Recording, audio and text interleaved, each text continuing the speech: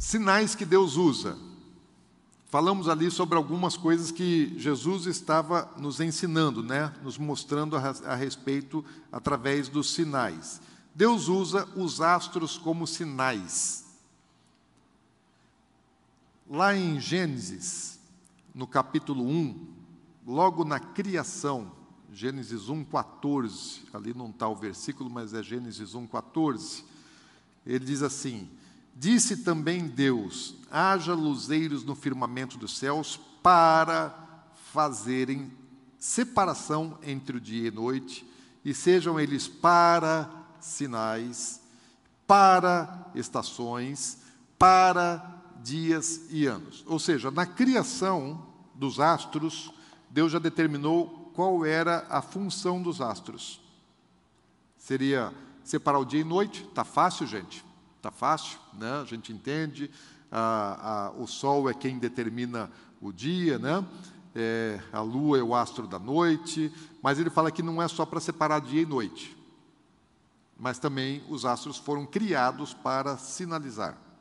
E para Moed, que é estações, e para dias e anos, que é para o calendário. Nosso calendário é um calendário solar, o calendário bíblico, ele é luno-solar, né? Mas vamos falar um pouquinho aqui da finalidade dos astros como instrumentos de sinalização. Se Deus criou os astros como sinalização, é para que nós olhemos para eles e tenhamos interpretação daquilo que Deus está falando no seu painel de comunicação, no seu outdoor.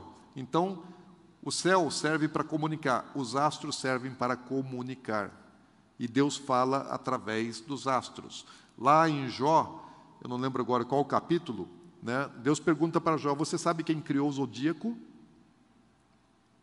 A Ursa, não sei qual, ele menciona ali algumas constelações, né? Deus não está falando de horóscopo. Né? O horóscopo é que usa o zodíaco. O horóscopo não criou o zodíaco. Deus criou o zodíaco, né? E o horóscopo usa o zodíaco. O diabo pega aquilo que Deus faz para poder fazer manipulação, mentira, engano, né? Usando as verdades. Então, Deus é quem criou os astros. E os astros, eles têm uma função de sinalizar. Né? Não vai passar a ler o horóscopo, tá bom, gente? Isso é coisa do cão. Mas Deus fala através dos astros. Né? Quer ver como Deus fala? De muitas maneiras Deus fala. Tem até um profeta... meu Deus, fugiu o nome dele agora. Ele está até já aqui na igreja. Eu acho que eu estava em Israel. Eu acho que ele é chileno. Meu Deus. Davi Rebolho. O Davi Rebolho, ele ensina a respeito disso, sobre a influência dos astros, né, do tempo. Ele fala qual é a regência espiritual que acontece segundo o zodíaco, não do horóscopo, né, mas daquilo que Deus estabeleceu. Mas eu nunca estudei os ensinamentos do Davi Rebolho. Sei que faz sentido e tem um fundamento bíblico. Né? Mas as coisas mais simples a respeito desse assunto, por exemplo, o nascimento de Jesus. O nascimento de Jesus, ele foi sinalizado através da estrela de Belém. Certo? Está na Bíblia, gente. O que foi isso aí? Isso aí foi uma conjunção, né, que aconteceu. Na verdade, não era provavelmente uma estrela. Os astrônomos, mais recentemente, fizeram um mapeamento, porque você consegue, como tudo isso segue um ciclo, as órbitas, né, dos astros. Então, eles fizeram a conta para trás e encontraram que, na época do nascimento de Jesus, houve uma conjunção de Júpiter e Vênus, né, e aí, provavelmente, isso traz um brilho maior e tal. Enfim, né, houve um sinal nos céus que a Bíblia chama isso de estrela de Belém. Conhecemos como estrela de Belém. E na crucificação de Jesus, os céus sinalizaram? Também os céus sinalizaram. Escureceu o dia de meio-dia até 3 horas da tarde. Daí alguém pode pensar assim, então houve um eclipse solar. Não houve eclipse solar por várias razões. Primeira delas, era Páscoa. E na Páscoa é lua cheia, ou seja, a lua não está entre o sol e a terra. É a terra que está entre o sol e a lua. Não existe eclipse solar em época de Páscoa. Não existe eclipse solar em época de lua cheia. Né? Toda Páscoa é lua cheia. toda Páscoa a lua está entre o Sol e a Terra. Pode haver ou não eclipse solar, aliás, lunar, porque a Terra é que vai fazer sombra na lua, né? Mas jamais vai, a Terra está entre o Sol e a Lua. Então, jamais vai haver um eclipse solar. E quando existe um eclipse solar, a Lua ela é tão pequena, né, que a passagem dela entre o Sol e a Terra não gera sombra em toda a Terra, mas apenas em um ponto da Terra e por alguns minutos, ou às vezes alguns segundos, né? E aqui não, aqui foram 3 horas. O que Deus usou nos astros para escurecer o Sol, a Bíblia não diz, por enquanto, um segredo para a gente, né? E eu não sei qual é a corrente, né, dos astrônomos, dos cientistas a respeito desse assunto. Mas Deus não mostrou a morte de Jesus apenas no dia da crucificação. Vocês conhecem essa imagem aí? A galáxia do Redemoinho, ou conhecida também como M51, é uma galáxia que ela está chapada, plana, virada para a Terra. Salvo engano, ela está a 20 milhões de anos-luz da Terra. E é um dos pontos mais brilhantes no céu, né? Você olha assim, vê lá um ponto brilhante, pensa que é uma estrela. Não, é uma galáxia, com milhões de estrelas. E essa galáxia, o núcleo dela, existe um buraco negro, né, que, aproximando alguns milhões de vezes a imagem do núcleo dessa galáxia, você sabe que o buraco negro é alguma coisa que tem um poder gravitacional absurdo, né? Acredita-se que esse buraco negro da galáxia M51 tem a massa equivalente a 1 milhão de estrelas, né? Pensa assim, o poder de gravidade do núcleo dessa galáxia. E olha qual é a imagem que está no centro, no núcleo dessa galáxia. Lembra que a Bíblia diz que o Cordeiro de Deus, ele foi morto desde a fundação do mundo. E Deus já colocou nos astros o sinal da crucificação de Jesus. 20 milhões de anos-luz. Essa é a distância, o tempo que a luz leva para chegar até aqui. Ou seja, ela está há 20 milhões de anos atrás, já está lá. Os astros já estavam anunciando, antes do mundo ser criado, antes da gente existir aqui, antes do ser humano existir, Deus já criou, já crucificou o seu Filho desde antes da fundação do mundo e colocou no céu, para que um dia nós pudéssemos ver. Né? Glória a Deus pela vida dos astrônomos, pelos lunetas, né? Pelas coisas que eles inventam, para poder observar todas essas coisas. Agora, se Jesus ele foi anunciado na sua vinda, no seu nascimento, na sua morte, também vai ser anunciado na sua volta. Fala assim, olha, o sol escurecerá, a lua não dará a sua claridade, e as estrelas cairão do firmamento, e os poderes do céu serão abalados. Então aparecerá no céu o sinal do Filho do Homem. Todos os povos da terra se lamentarão e verão o Filho do Homem vindo sobre as nuvens do céu com poder e grande glória. Ou seja, os céus anunciam e vão continuar anunciando, e na volta de Jesus os céus vão estar celebrando. O profeta Joel, ele falou a respeito também de sinais que Deus faz nos céus, e eu vou até esse ponto aqui hoje, né? Acho que eu não... Deixa eu ver se dá tempo. Bom, daqui a pouco eu pergunto se a gente continua ou a gente para. Joel fala assim, mostrarei prodígios no céu e na terra, sangue, fogo e coluna de fumaça. O sol se converterá em trevas e a lua em sangue. Quando? Antes que venha o grande e terrível dia do Senhor. O que Joel está falando aqui? Sobre sol em trevas e lua em sangue. Isso é uma profecia? Sim. Ele está anunciando alguma coisa que vai acontecer. Só que, na verdade, ele está anunciando um sinal profético.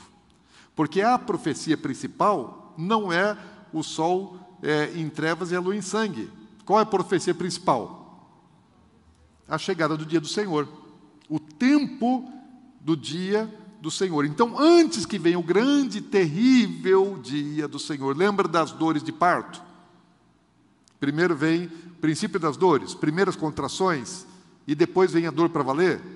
Joel está dizendo assim, ó, esse dia é terrível. Outros profetas vão falar, olha, não é dia de paz, não é dia de alegria, não é dia de celebração, mas é dia de dor, né, de sofrimento. Então fala, antes que venham esses dias, né, esse tempo terrível, chamado aqui pelo profeta Joel de dia do Senhor, vai acontecer um sinal no céu.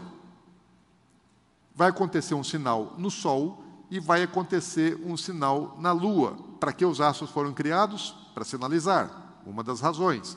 Então, isso é um evento astronômico. Sol em trevas, lua em sangue, são características de eclipses. O eclipse solar esconde o sol, esconde o seu brilho. Eclipse lunar, a lua fica vermelha, né, porque alguma claridade ainda chega através da Terra, e ela fica avermelhada como o sangue normalmente, né, num eclipse lunar. Agora, se é um sinal astronômico, e tudo indica que é um determinado eclipse, né, tanto solar como lunar, de que eclipse Joel está falando? Porque eclipse é uma coisa que acontece com certa frequência, né? Um eclipse lunar total é relativamente comum, né? Segundo as pesquisas da NASA, nos últimos 5.000 anos, a média de acontecimento é a cada ano e meio. Não é sempre a cada ano e meio, cada 18 meses, mas na média, isso está espalhado, né? Mas na média acontece em cerca de ano e meio, tem um eclipse total lunar. Mas Joel ele não está falando de algo comum, ele está falando de algo incomum, ele está falando de algo especial, raro, extraordinário. O que é que torna, então, um eclipse lunar algo raro ou extraordinário? Existe um evento, né? Isso aí é o sol em trevas, lua em sangue. Existe um evento, um evento astronômico chamado tétrade lunar. O que é uma tétrade lunar?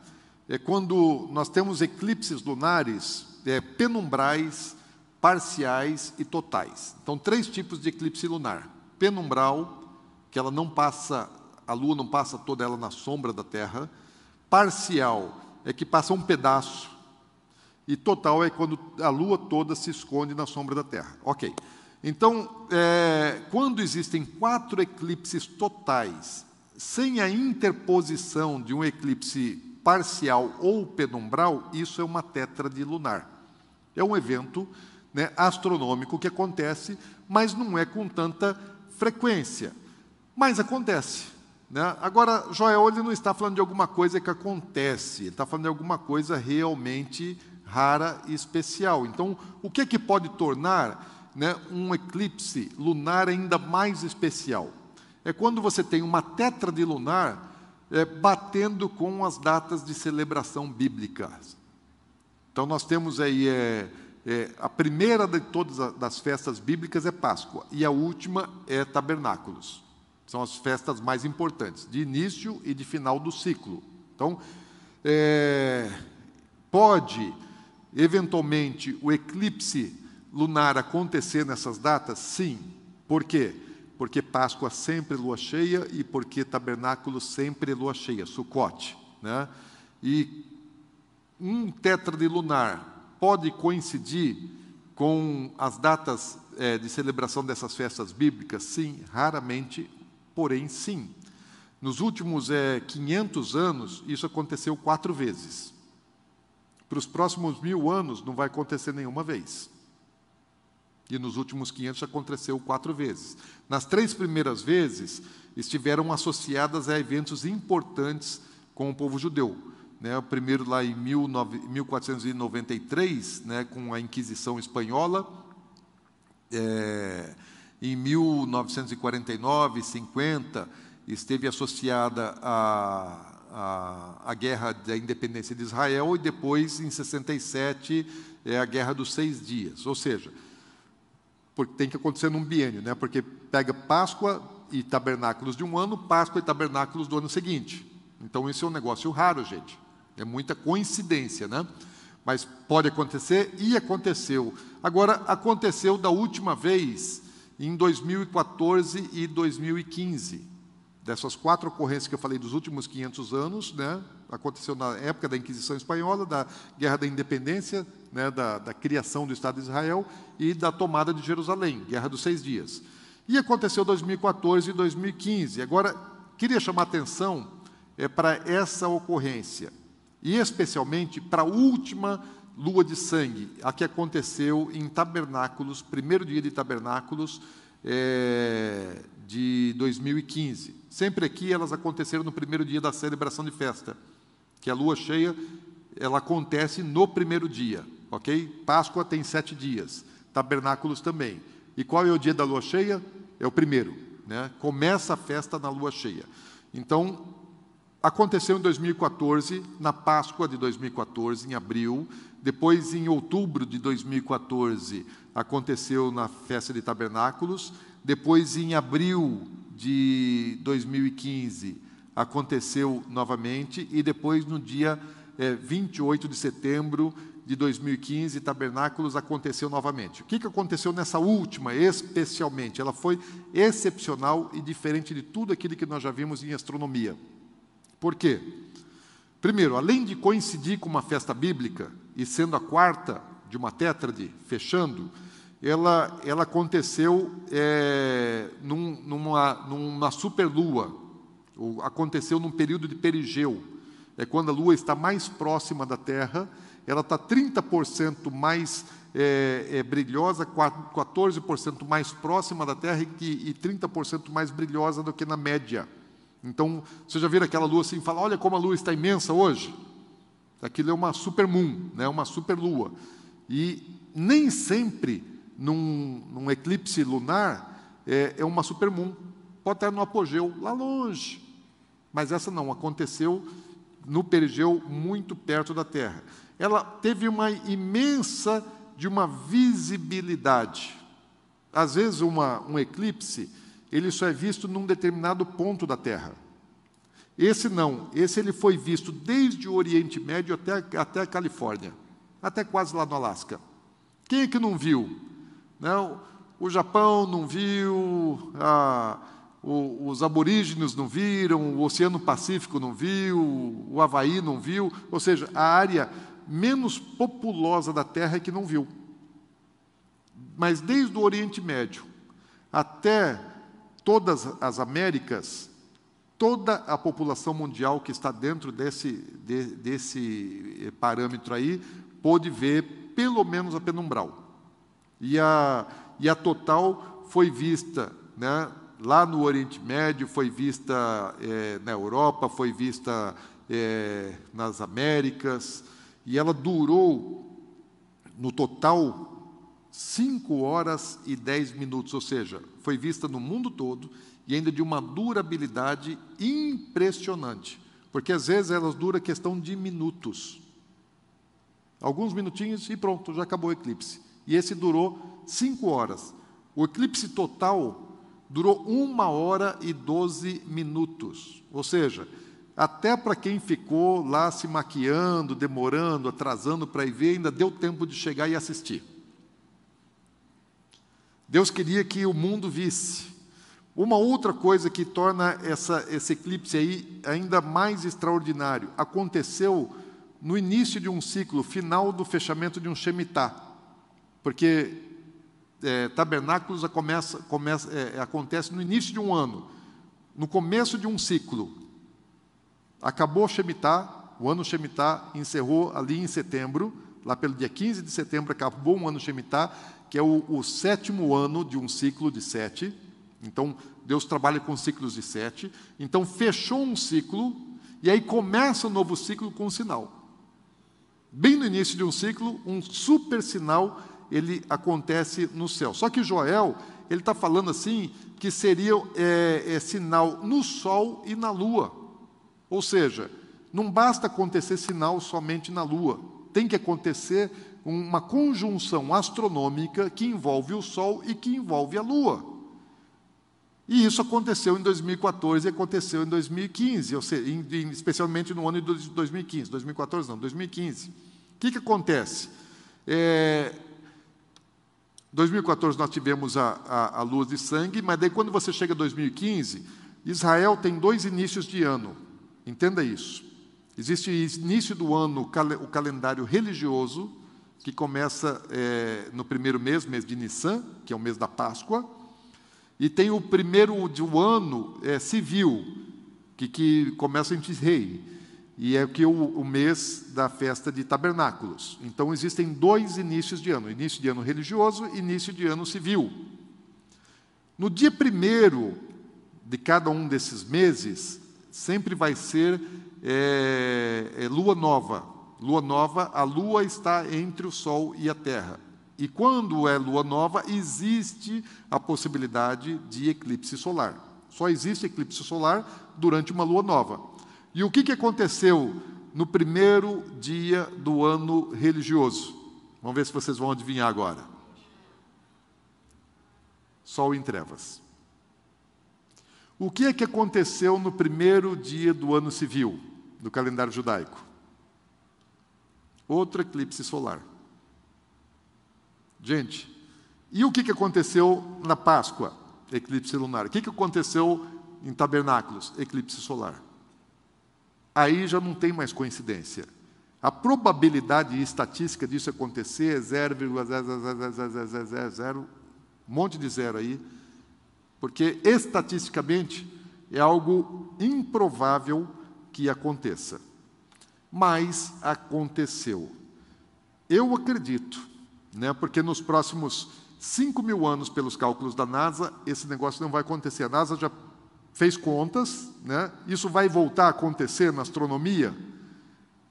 Até aqui, a NASA está dizendo assim, nunca mais. Foi único, um evento astronômico único. O que aconteceu? O Sol se tornou em trevas e a Lua em sangue.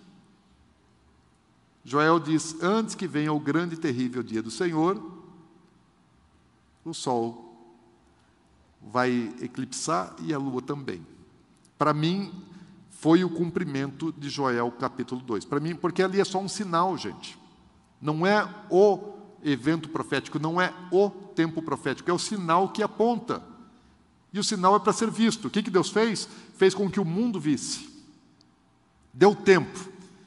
Mostrou para o planeta todo. Você não precisava ver pela internet, você podia sair lá fora e olhar para o céu e ver o eclipse acontecendo, tanto o solar como o lunar. O solar é lógico em uma área bem menor do tempo. Sinal igual esse, na astronomia, nunca houve igual.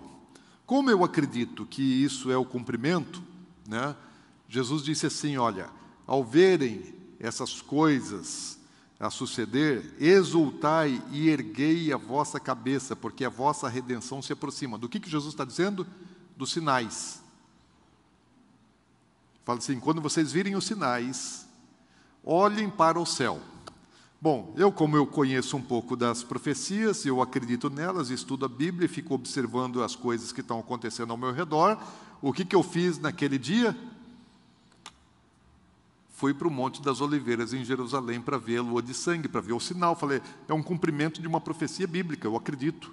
Posso até errar? Posso até errar. Mas falei, mas se Joel profetizou que isso ia acontecer, e vai acontecer, e aconteceu. Falei, e eu posso ser testemunha disso lá em Jerusalém, no Monte das Oliveiras? Falei, é para lá que eu vou. E aí nós fomos para lá. Quem estava lá daqui desse grupo? O pastor Jean estava, tinha várias pessoas da igreja aqui. Nós estávamos com um grupo, com uma caravana, lá em Jerusalém, e quando a gente chega no Monte das Oliveiras, sabe o que a gente encontra lá? Milhares de pessoas do mundo todo. Não era só a gente que estava cuidando disso, não era só a gente que estava olhando assim. Tinha gente do mundo todo no Monte das Oliveiras, na madrugada, olhando para o céu, olhando aquele sinal. Por quê? Eu creio. Jesus estava nos anunciando dos sinais, manda a gente olhar para o céu, e nós fomos lá para olhar. Gente, eu posso falar ainda aqui sobre as festas bíblicas também como um sinal de Deus, mas eu entendo que esse assunto é um assunto que é diferente de pregação, gente. Se vocês vieram para ter um culto comum, normal, não vai ser. É ensino. É para a gente pegar, colocar aqui, pensar, raciocinar, refletir, digerir esses negócios. Vocês querem continuar mais um tempinho? Vocês querem que a gente continue essa parte amanhã?